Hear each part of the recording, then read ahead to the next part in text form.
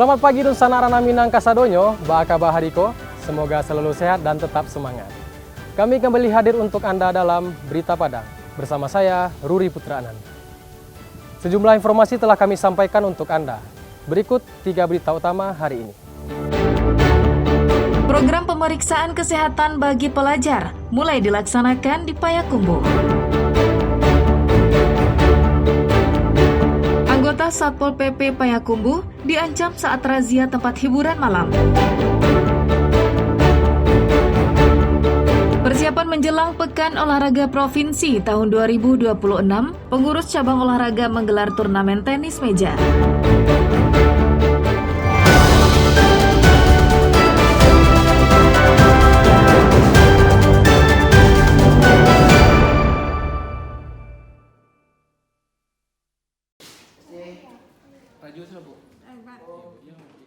Pemerintah Kota Payakumbuh melalui Dinas Pendidikan dan Dinas Kesehatan mulai melaksanakan program pemeriksaan kesehatan gratis bagi peserta didik. Program nasional yang menyasar murid tingkat sekolah dasar hingga pelajar sekolah menengah pertama ini disambut antusias oleh berbagai sekolah. Program ini telah berjalan secara masif sejak diluncurkan pekan lalu. Petugas medis dari puskesmas terdekat datang ke sekolah dan melakukan pemeriksaan kesehatan. Para pelajar dikumpulkan dalam satu ruangan dan diperiksa kesehatannya.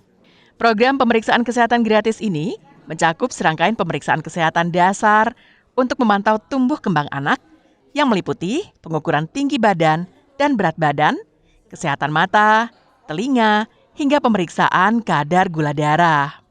Dari hasil pemeriksaan sementara, belum ditemukan adanya penyakit menonjol atau kondisi mengkhawatirkan di kalangan pelajar.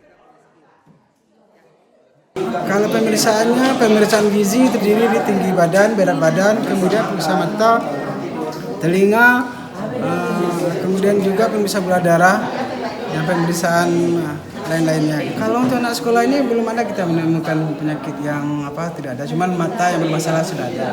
Mata, dan udah ada yang pakai kacamata, gitu kan, atau ada yang buta warna, itu aja kalau untuk mata. Program ini akan menyasar sekitar 25.000 murid dan pelajar yang berasal dari 85 sekolah dasar dan 20 SMP, baik negeri maupun swasta, yang tersebar di 5 kecamatan di Payakumbuh. Kita yang akan mengikuti cek kesehatan gratis ini kan dari SD dan SMP. Di SD ada 16.400 lebih, kemudian di SMP ada 8.400-an. Jumlahnya sekitar 25.000. Kan ada 10 puskesmas pelaksana, itu sekitar 30% sudah dilakukan cek kesehatan. Kemudian sambil cek kesehatan itu kan program bias, imunisasi juga dijalankan.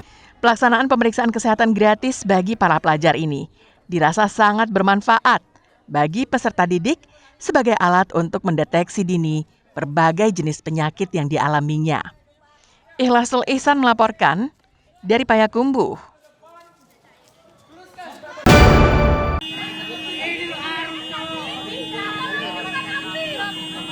Satu unit mobil minibus yang sedang berhenti di pinggir jalan di Nagari Tabe, Kecamatan Timpeh, Darmasraya, tiba-tiba terbakar pada Senin siang. Pengemudi mobil merupakan seorang ASN, sedang mampir ke rumah temannya.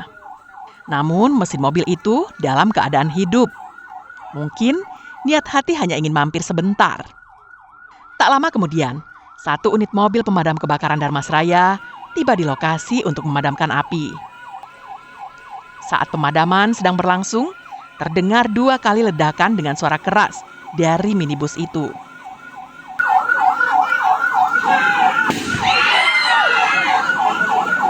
Petugas menyemprotkan air ke mobil berpacu dengan api yang terus membakar. Api akhirnya berhasil dipadamkan setengah jam kemudian. Namun minibus telah hangus terbakar, menyisakan kerangkanya saja. Si mobil udah parkir, dia udah di ruang tamu, udah keluar sepertinya. Tahu-tahu ada yang teriak, ada kebakaran, dia keluar. Kejadian seperti inilah. Dalam prinsipnya logika kami ini ada konsleting karena posisi mobil yang diparkir di pinggir ini dalam keadaan hidup.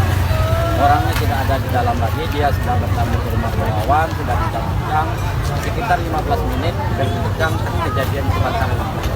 Kebakaran minibus ini terjadi diduga akibat korsleting listrik. Tidak ada korban dalam peristiwa tersebut.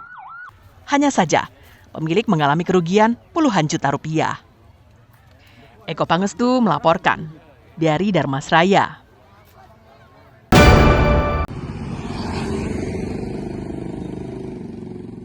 Mantan Wali Nagari Panti Pasaman periode tahun 2017 hingga 2023, Yapri Aldi, diperiksa penyidik tindak pidana khusus Kejaksaan Negeri Pasaman pada hari Senin terkait dugaan penyalahgunaan anggaran belanja nagari Panti tahun 2022. Setelah pemeriksaan selama 5 jam, jaksa kemudian menetapkan Yapri Aldi sebagai tersangka.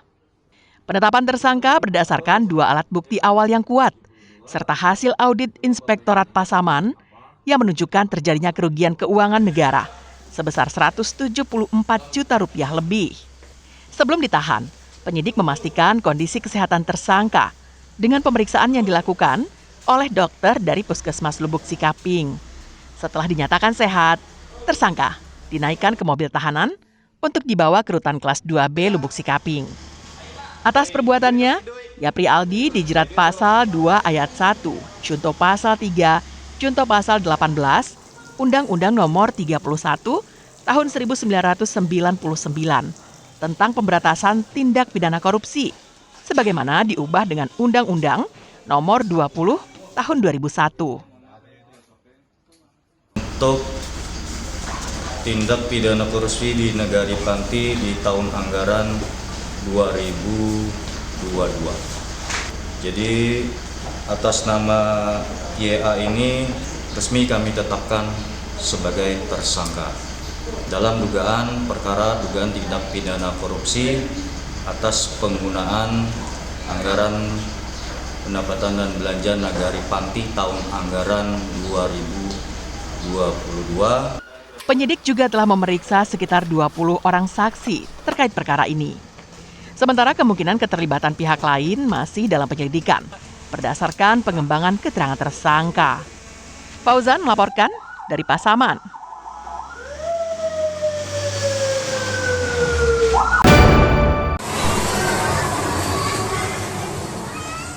Aliran Sungai Lubuk Minturun, tepatnya di bawah Jembatan Pulai, Kecamatan Koto Tangah, menjadi salah satu tempat pemandian yang ramai dikunjungi oleh warga pada hari libur maupun akhir pekan. Selain airnya yang jernih dan tidak terlalu dalam, pengunjung yang datang juga tidak perlu membayar alias gratis.